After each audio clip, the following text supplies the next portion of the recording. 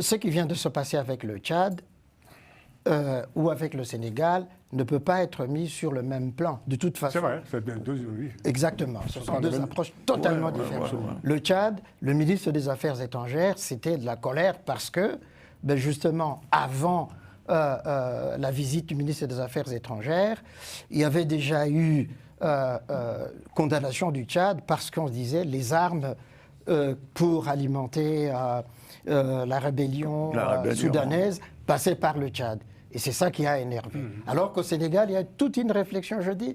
Et un processus qui est ancien. Exactement. Parce que la question a été posée il y a depuis 20 ans, en fait. Tout à fait, absolument. Depuis le régime, le mandat de Abdoulaye Wade. Absolument. Écoutez, moi, je pense que malheureusement, comment dire, les difficultés de la France n'ont pas commencé avec Emmanuel Macron. Enfin, moi, je suis assez critique envers Emmanuel Macron. C'est un peu facile de tout lui mettre sur le dos. Ça fait au moins 30 ans que la France, le déclin de la France en Afrique a débuté. Et on pourrait rappeler un tas d'événements. Mais moi, j'ai envie de dire de manière un peu bonhomme, hein, puisque moi, j'ai l'impression que les équipes du Quai d'Orsay qui travaillent en Afrique sont composées d'un peu d'agents OSS 117, c'est-à-dire c'est un peu du n'importe quoi, mais vraiment je dis bien du n'importe quoi. Et je peux citer des tas d'exemples, l'ambassadeur au Congo qui critique le président Macron qui va au Burkina et qui explique que le président est parti réparer l'électricité.